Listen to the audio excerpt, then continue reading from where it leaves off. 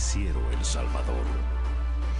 Muy buenas noches, sábado 10 de octubre. Es un gusto enorme que se informe con Noticiero El Salvador, edición fin de semana. Hemos preparado 30 minutos completos de información nacional e internacional. Muy buenas noches, mi estimado David Cruz. ¿Cómo está usted? Hola Claudia, buenas noches y buenas noches a usted que se informa con nosotros. Hoy tenemos media hora completa de información que vamos a estar llevándole hasta sus pantallas. Recuerde que nos puede seguir en Facebook, también en YouTube y en nuestro sitio web. Así que acompáñenos, vamos a nuestros titulares. Bloque Arena FMLN, ausentes en reunión sobre fondos FODES. Hacienda, solo hemos dispuesto de 307.7 millones para atender la pandemia. FMLN pide disculpas por los errores cometidos. Costa Rica, entre el alza de COVID-19 y las protestas ciudadanas. Iniciamos el detalle de la información contándole que el ministro de Hacienda citó a diputados y directivos de Comures a una reunión este sábado para explicar la situación financiera del gobierno y buscar soluciones al tema FODES. Los ausentes en el encuentro fueron los diputados de oposición y los representantes de las municipalidades. La reunión inició pasadas las 9 de la mañana con total apertura a la prensa. El ministro desglosó ante los diputados el presupuesto de emergencia ejecutado por el gobierno durante la pandemia del COVID-19. Según las cifras de Hacienda, de los 3.000 millones de dólares en deuda que la Asamblea autorizó al gobierno para negociar, solo han llegado a las cuentas del Ejecutivo 606.4 millones. 389 millones del préstamo del Fondo Monetario Internacional, 197.4 millones del Banco Interamericano de Desarrollo y 20 millones del Banco Mundial. Sin embargo, el ministro asegura que del total, el gobierno únicamente ha dispuesto de 307.7 millones de dólares para atender la emergencia, ya que el resto son transferencias. 55 millones para Fomilenio, 52 millones para los veteranos y también hay 191.5 millones para las alcaldías. Es decir, más o menos un 50% del financiamiento se fue para el gobierno central para atención de la emergencia. Las sillas para los jefes de bancada de Arena y el FMLN, así como la del presidente Mario Ponce y los representantes de Comures, se quedaron vacías. Los funcionarios no escucharon la explicación del ministro, la cual, según la oposición, es necesaria para aprobar el resto de préstamos. 1.422 millones. A eso réstele los 606.4 millones que la Asamblea ha aprobado. Son más o menos 800 millones, que son las operaciones que están pendientes de aprobación en la Asamblea Legislativa. Es decir, si nosotros no aprobamos fondos para restituir los ingresos, el Estado va a entrar en paralización en los últimos meses del año. El objetivo del encuentro era buscar soluciones a las protestas que protagonizaron algunas alcaldías en el país por la falta de fondos FODES, que se han traducido en impago de salarios a sus empleados. El diputado Reinaldo Carballo propuso transferir únicamente el 25% que la ley faculta a las municipalidades para pagar salarios. Me parece muy interesante para solventar a los empleados de las alcaldías. Muchos de ellos tienen 2, 3 meses de no recibir salario porque no está llegando el FODES. Puede empeorar esto si no se depone la actitud que se tiene negativa en contra del gobierno. Este lunes el presidente Mario Ponce ha invitado a una reunión similar al titular de Hacienda, quien aún no define si asistirá o no. Salomón Rugamas, Noticiero El Salvador. Y siempre en este mismo tema, los partidos de oposición reiteraron la necesidad de que el gobierno rinda cuentas y transfiera el FODES a las alcaldías, aunque hoy no asistieron a la reunión. Tampoco asistieron los representantes de las municipalidades y ellos explicaron sus razones. A través de esta carta, la presidenta de Comures, Milagro Navas, informó que no asistiría a la reunión que desde el miércoles fue convocada por el ministro de Hacienda y a la que ya había dicho que asistiría. La alcaldesa de Antiguo Cuscatlán declinó participar porque los partidos con mayoría en la Asamblea Legislativa no estarían presentes. Por este medio lamentamos informarle que no se asistirá a dicha reunión, considerando la inasistencia de algunos miembros del órgano legislativo y partiendo de, aunque es interés de Comures contribuir a resolver esta situación, la gremial no participa en la toma de decisiones. No era el tema del FODES urgente para Comures, no era urgente para los alcaldes. Por su parte, el FMLN asegura que no hay nada que discutir sobre el tema FODES, porque el gobierno debió haber transferido los fondos a las municipalidades. Es un acto arbitrario, ilegal. Nosotros no es que vamos a ir a estar de acuerdo o no de acuerdo con una ilegalidad. ¿Cómo vamos a...? Y entonces dice, vamos a discutir, dice, con los diputados. ¿Qué va a discutir con los diputados sobre la transferencia de los fondos públicos? Que la ley le manda que lo haga. Y ya está como tiene que hacerlo. Aunque la reunión fue pública, el diputado René Portillo Cuadra dijo que su partido no participaría en reuniones privadas. Pero no creemos en reuniones en oficinas privadas de gobierno hablando a espaldas de la población. Por eso instamos al ministro de Hacienda a que llegue a la Asamblea Legislativa a discutir los puntos que sean necesarios para poder solventar la grave crisis económica y financiera que vive la familia salvadoreña. Arena señaló esta semana que la discusión no podía realizarse en otro lugar que no fuera la Asamblea. En oficinas privadas, Arena no va a ir a reunirse a tocar estos temas importantes. Estos temas es de discutirlos de cara a la población. En oficinas allá donde se pueden hacer negociaciones oscuras, no vamos a asistir. Le recuerdo al diputado Carlos Reyes que la fracción de Arena ha estado aquí, en esta misma oficina. Aquí nos hemos reunido. Me extraña, y se ha reunido conmigo, no con anteriores ministros. Aquí ha estado la fracción de Arena, ha estado él, Margarita, Donato, Rodrigo Ávila. El ministro Alejandro Zelaya lamentó que los partidos opositores no asistieran a la reunión y pidió que no continúen afectando a la población con manifestaciones, sino que presionen a sus diputados para aprobar los fondos retenidos en la Asamblea. Salomón Rugamas, Noticiero El Salvador.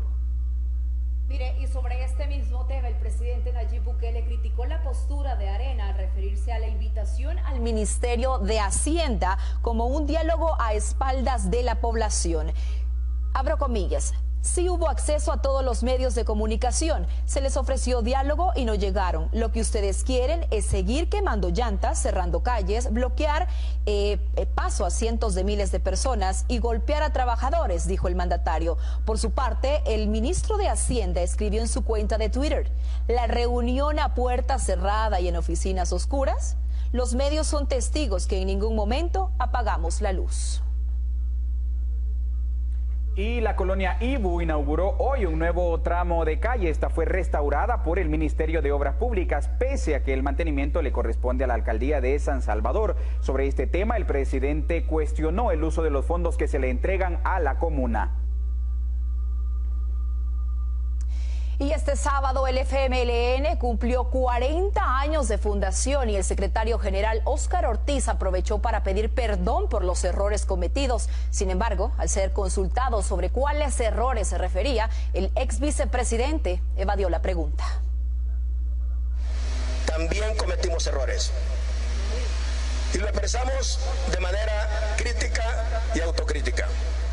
Así como nos hemos convertido en el instrumento de mayor transformación de los cambios en la sociedad salvadoreña, también, como todo proyecto político importante, cometimos errores. Y no solo tenemos que tener la humildad para aceptar esos errores, sino también para pedirle disculpas al pueblo salvadoreño por esos errores cometidos. Cambiamos de tema y es que Costa Rica está reportando cifras realmente alarmantes en los contagios de COVID-19. Y es que mientras en el país se intentan recuperar de la caída abrupta de su economía, ha habido una semana intensa de protestas de la oposición por un presunto acuerdo con el Fondo Monetario Internacional que habría logrado el gobierno del país tico. Mientras tanto, el Ejecutivo costarricense dice que no tiene intenciones de establecer medidas más duras para frenar los contagios y la reapertura económica continúa en marcha. Fíjese que de hecho en estas fases está previsto que durante los próximos días abran sus puertas ya centros de convivencia como bares, casinos, y en los próximos días también se prevé habilitar los viajes con los Estados Unidos, país que por cierto ayer emitió un aviso en el que recomiendan a sus ciudadanos que no viajen a Costa Rica por la alta incidencia de los casos del COVID-19. Mire, y buenas noticias. El Salvador logró el sello mundial como destino turístico seguro ante el COVID-19. Solo 3 países de la región han obtenido el sello Safe Travel, con el que se coloca en el mapa de las naciones como el mejor país con el mejor manejo de la pandemia y seguro para desarrollar actividades turísticas. La ministra de Turismo, Morena Valdés, destaca la aplicación de protocolos sanitarios en alojamiento y transporte, cumpliendo estándares internacionales. Solo 3 países en la región lo tienen y además de eso, solo nosotros como parte de la región latinoamericana lo hemos conseguido completo por país. Hay muchos países que lo tienen solo por zonas turísticas, eso es importante que lo veamos. Este sello, Safe Travels, nos lo hemos ganado gracias al buen manejo de la pandemia que demostró el país y todas las instituciones del gobierno de El Salvador, y por los protocolos de bioseguridad que trabajamos con todas las instituciones, con el Ministerio de Salud, con el Ministerio de Trabajo, con el Ministerio de Medio Ambiente, con el Ministerio de Cultura, con el Instituto Salvadoreño de Turismo, para específicamente los 5 grandes rubros del sector turístico, que quiere decir que trabajamos protocolos de bioseguridad para alojamiento, para alimentación, para recreación, para información y para transporte turístico. Y hablando de casos de COVID-19, el ministro de Salud, Francisco Alaví, afirmó que mientras a escala internacional los casos de COVID-19 siguen al alza, acá en el país los pacientes contagiados con el coronavirus están disminuyendo. Los pacientes con COVID-19 siguen disminuyendo en el sistema de salud. El ministro Francisco Alaví destacó que este es el resultado de que la población continúe acatando las medidas sanitarias, como el uso de mascarilla y el lavado constante de manos. El Salvador, a pesar de este alto contagio, se mantiene muy favorable. Su cantidad de casos confirmados ha disminuido sustancialmente. Nos hemos mantenido en esa franja o en esa estabilidad de los 70 a los 110 casos, con lo cual nosotros tenemos mucha más seguridad que el resto de países de la región, siendo uno de los países de América Latina con mejores resultados ante esta pandemia. En el caso puntual del Hospital Nacional Sacamil, la situación durante la primera semana de octubre es completamente distinta a los meses de junio y julio, cuando se registraron hasta 300 casos de COVID-19 al mes. A la fecha, el promedio de pacientes ingresados ronda entre los 2 a 5 pacientes, ¿verdad? Recordar que también contamos con el apoyo valioso del Hospital de Salvador. Dado que la pandemia no ha paralizado el trabajo del ramo de salud, el ministro Alaví reveló a Noticiero El Salvador que el Hospital Sacamil será equipado con una clínica de cardiología. A finales de este mes se va a inaugurar la primera clínica cardiometabólica que se va a desempeñar dentro de este hospital, y eso es importante porque la población va a tener acceso sobre todo a todos los estudios diagnósticos en el marco de la especialidad de cardiología con relación a los ecocardiogramas, en relación a las pruebas de esfuerzo, también los mapas. Con este servicio, el nosocomio ampliará su oferta de especialidades a los pacientes. Salomón Rugamas, Noticiero El Salvador. Mire, y las cabinas móviles del Ministerio de Salud realizaron 600 pruebas de COVID-19 a los habitantes de Chalatenango. Al igual que en los otros puntos del país donde se han practicado estas pruebas, los pacientes que resultan con diagnóstico positivo por COVID-19 reciben en casa un kit de medicamentos y se les da seguimiento por parte del personal del Ministerio de Salud mientras superan la enfermedad. Por cierto, saludo a los casi 6,000 salvadoreños que nos están siguiendo de forma simultánea a través de Facebook. Vamos a seguir en estos temas, y es que el director de la Policía Nacional Civil reaccionó ante la solicitud de la Asamblea Legislativa de llevar por apremio al ministro de Salud, Francisco Alaví, para que explique la ejecución de los fondos durante la emergencia por el COVID-19. El director sostuvo que la policía no se someterá a presiones y que ha justificado sus actuaciones ante la Asamblea Legislativa. En ningún momento nuestra institución policial desobedece ni tampoco se somete a presiones políticas de ninguna índole. Nosotros somos muy respetuosos de los protocolos de actuación y le damos cuenta de forma pública a diferentes instituciones, ya sea de forma verbal, de forma escrita. En el caso de los requerimientos de la Asamblea Legislativa, también nosotros como institución justificamos nuestras actuaciones. Quizás en esa coyuntura política en este momento no sea el momento indicado, hay que ir esperando que se vayan desarrollando los diferentes requerimientos y en su momento nosotros los vamos a ir explicando. Pero sí, yo quiero decirle de cara a la población salvadoreña.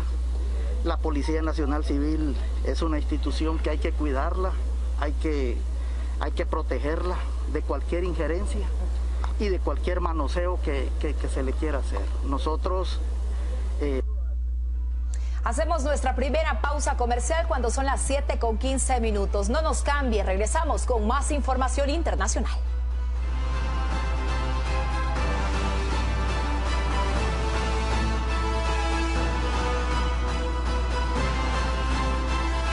Si necesitas llevar un control prenatal para tu embarazo y no presentas síntomas de COVID-19, llama al 131. Si tienes una hija o hijo menor de 5 años que necesita atención médica y no presenta síntomas de COVID-19, llama al 131, el nuevo número de atención médica especializada del Gobierno de El Salvador, para que no salgas de casa y evitemos contagios. En el 131, un profesional de la salud te atenderá de lunes a viernes de 7:30 a.m. a 5:30 p.m. 131. Tú llamas, nosotros te atendemos. Gobierno de El Salvador, con el apoyo de la Embajada de Canadá y UNSPA.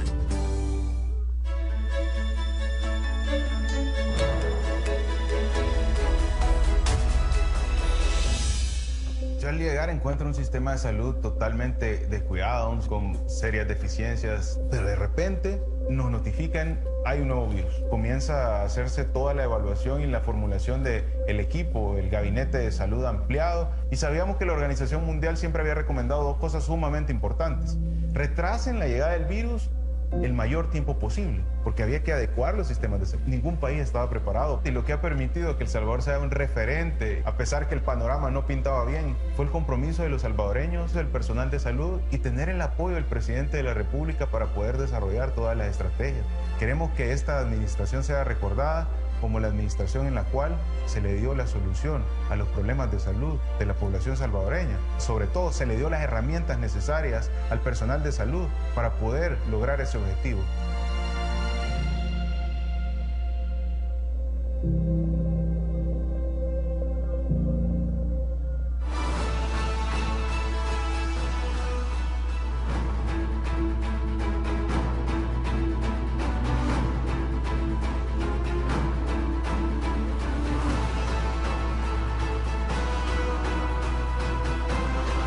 Gracias por seguir con nosotros y el tiempo va que vuela, ya son las 7:18. Les cuento que hoy fue trasladada en una lancha una antena especial de transmisiones hasta la isla Zacatillo en el Golfo de Fonseca. Ahí tenemos las imágenes. Fíjese que esta lancha va a servir porque le va a dar conectividad a todas las escuelas y a las comunidades ubicadas en un radio de 1000 metros. Este proyecto lo que pretende es llevarle la tecnología de parte del Ministerio de Educación y la Secretaría de Innovación de la Presidencia a todos esos estudiantes y docentes que no cuentan con internet ni computadora en sus hogares. Estas obras son parte de un plan estratégico que impulsa el Ejecutivo. Y en más información, continúa la distribución de alimentos a estudiantes de todo el país, priorizando a aquellos en condición de pobreza y desnutrición, y que la pandemia por el COVID-19 ha afectado la economía de su grupo familiar. 6.266 paquetes alimentarios fueron enviados a familias de estudiantes pertenecientes a 12 centros escolares del departamento de Sonsonate como parte de la segunda fase de entrega de alimentos. Con esta segunda fase vamos a llegar a más de 1.500 centros educativos, beneficiando a 315.000 alumnos que se encuentran en situación de alto riesgo, personas que viven en pobreza y que durante el COVID posiblemente estén en situaciones mucho más precarias y mucho más difíciles para poder obtener alimentos. Para la logística de distribución se contó con el apoyo de personal de Correos de El Salvador, 47 agentes de la Policía Nacional Civil y 193 reos en fase de confianza. Y estas son labores de justicia restaurativa, social, que se están haciendo en favor de las familias más desprotegidas o las familias más necesitadas de este país. Ese es un mensaje contundente que ellos es el que mandan. Y para nosotros como centros penales evidentemente estamos otorgando una vía, una solución para todo aquel círculo de violencia que ha existido por años en estos países y que se había obviado. Estamos llevando alrededor de 22.000 paquetes de alimenticios a muchísimas escuelas de forma diaria. Entonces eso requiere una logística. O sea, les pongo, por ejemplo, tener una logística de 22.000. Ayer repartimos casi 27.000 paquetes amaneciendo este día, y pues requiere un esfuerzo combinado también con el BMT y también pues con la Policía Nacional Civil. El Ministerio de Educación ha invertido $3 millones para complementar los paquetes alimentarios con leche líquida. En esta segunda entrega se proyecta totalizar 570.000 beneficiados, lo que significa un 71% de los alumnos del sistema oficial. Daniel García, Noticiero El Salvador. Cambiamos de tema, y es que hoy se cumplieron 34 años del terremoto ocurrido el 10 de octubre de 1986. Los más mayorcitos, claro que lo recuerdan. Este suceso dejó un saldo de 1.500 personas fallecidas en ese momento. Un minuto de silencio y con todos los honores, las autoridades del Sistema Nacional de Protección Civil recordaron a las 1.500 víctimas del terremoto del 10 de octubre de 1986, sismo de magnitud 5.7 en la escala de Richter que se originó en el Cerro de San Jacinto, dejando a más de 200.000 personas albergadas. Al conmemorar a las víctimas de todos los terremotos y los sismos que han habido en El Salvador, no me queda más que decirles: en estos tiempos nosotros vamos a hacer todo lo posible para que cada vez ese número vaya disminuyendo. Nosotros hemos vivido un sinfín de siniestros en el país, y cada vez el Sistema Nacional de Protección Civil ha salido en cada una de esas ocasiones, y por eso ustedes son los héroes, y no importa en qué momento se les celebre, deberíamos de agradecer cada día el trabajo que ustedes están realizando. Al evento conmemorativo también se hicieron presentes unidades de rescate y cuerpos de socorro que auxiliaron a las víctimas en ese fatídico día. La heroica labor fue reconocida por el ministro de Gobernación, Mario Durán. Muchísimas gracias, de verdad se los agradezco infinitamente. Nunca dejaron de salir a rescatar a las personas, nunca dejaron de salir y dar lo mejor de ustedes en las calles. Para nosotros trabajar con ustedes es una bendición. Siempre ustedes son los que llegan primero, es la verdad. Y para nosotros eso pues es indescriptiblemente valioso. Esta ha sido catalogada como una de las peores catástrofes que ha afectado al país. El titular de Gobernación anunció que se ha programado para el 21 de octubre un simulacro nacional, al cual se sumarán todas las dependencias de Estado a excepción de la comunidad educativa. Esto debido a la pandemia. Los alumnos trabajarán materiales lúdicos relacionados al simulacro. Tatiana Funes, Noticiero El Salvador. Cambiamos de información y ponga mucha atención. Esto va más que todo para los padres de familia, porque el Ministerio de Salud realiza jornadas para poner al día el esquema de vacunación para los niños menores de 5 años y grupos vulnerables. La IPV, esta le previene lo que es de la parálisis infantil. En nombre de Cristo Jesús. Lágrimas de dolor, pero necesarias para su bienestar. Ya soy una hormiguita. Los padres de la pequeña Victoria Elena llegaron este fin de semana a la unidad médica Fosalud de San Jacinto para ponerse al día con el esquema de vacunación.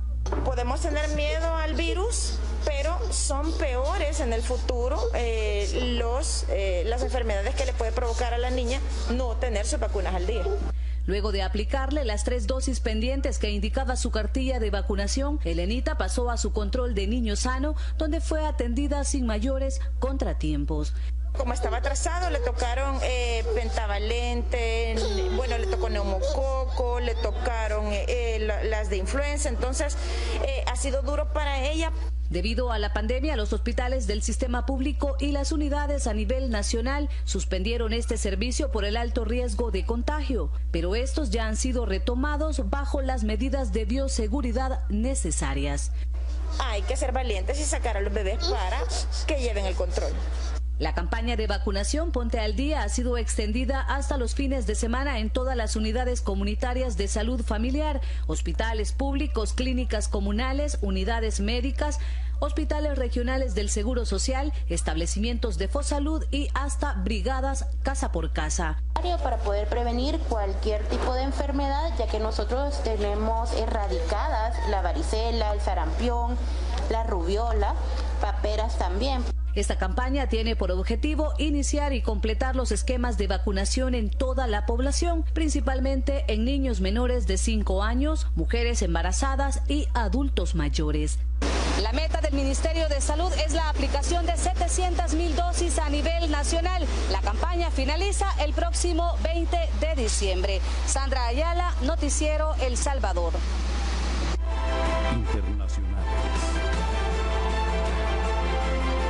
Y en el plano internacional, lamentablemente, el COVID-19 avanza a pasos agigantados. El mundo reporta récord de contagios a causa del coronavirus. Holanda suma el cuarto día consecutivo con más de 6.000 casos diarios de la enfermedad. Rusia se encuentra en el cuarto lugar en la lista de los países con mayor número de contagios. En las últimas 24 horas han surgido más de 12.000 personas con el virus. También República Checa superó el número de casos diarios por COVID, reportando 8.000 nuevos contagios. Tras ese hecho, las autoridades centrales contemplan nuevo confinamiento y por el momento han anunciado nuevas medidas de cierre en el país. Por su parte, el gran gigante sudamericano acumula más de 5 millones de personas con la enfermedad.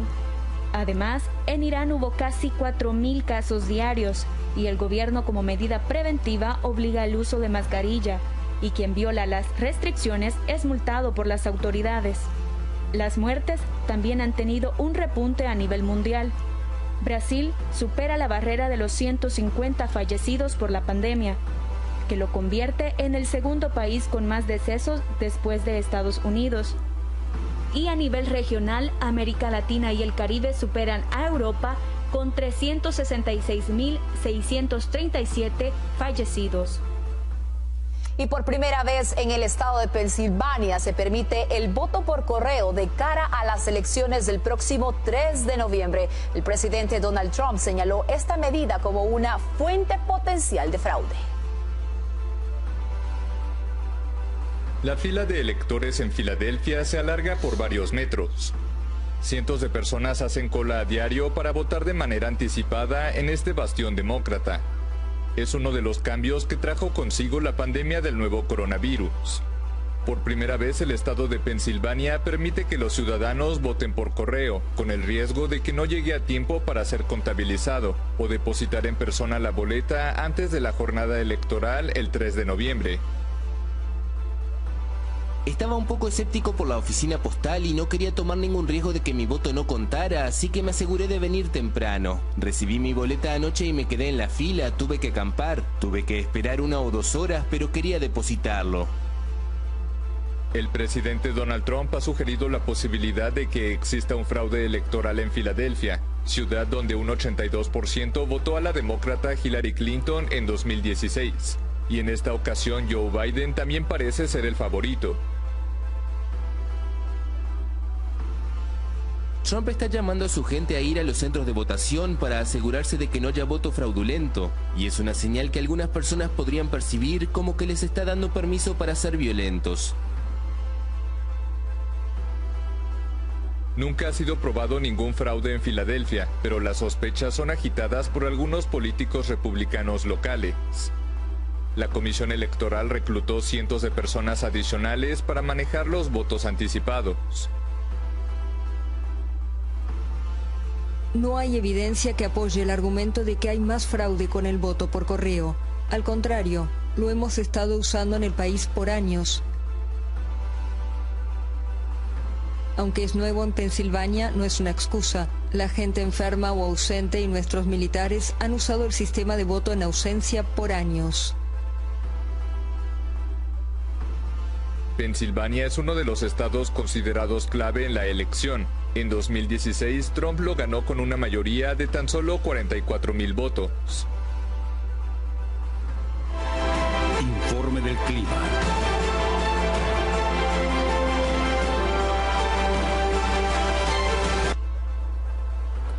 Las condiciones de tiempo previstas para este fin de semana son las siguientes. Para lo que resta de este sábado hemos estado siendo influenciados por una vaguada en altura, la cual nos ha generado algunas precipitaciones al norte del territorio en horas de la tarde, en horas de la mañana Por la cercanía a la zona convergencia intertropical hemos tenido algunos chubascos en la zona costera oriental y en la cordillera volcánica del país. Pero para lo que resta de esta noche vamos a tener precipitaciones dispersas en la zona oriental, las cuales se irán desplazando hacia la zona occidental y probablemente tengamos algunos chubascos y tormentas aisladas en el sector costero de la zona occidental.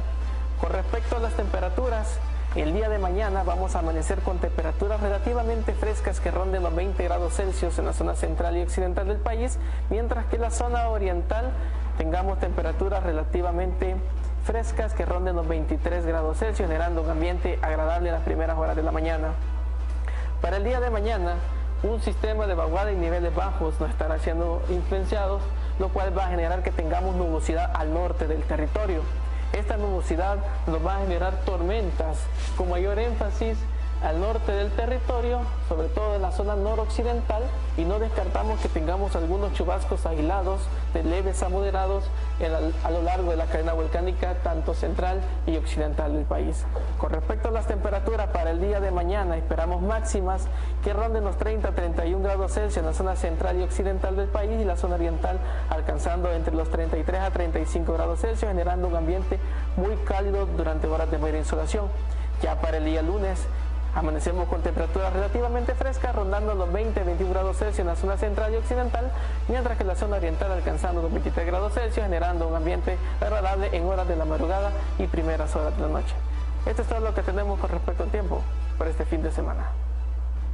Cuídese, por favor, y lleve el paraguas a donde quiera que vaya. Y con esto llegamos al final de esta emisión de Noticiero El Salvador. Gracias porque nos acompañó durante esta media hora de información. Claudia. Muchas gracias. Los esperamos mañana. Recuerden nuestra edición fin de semana a las 7 de la noche. Gracias por su fiel sintonía. Descanse. Feliz noche.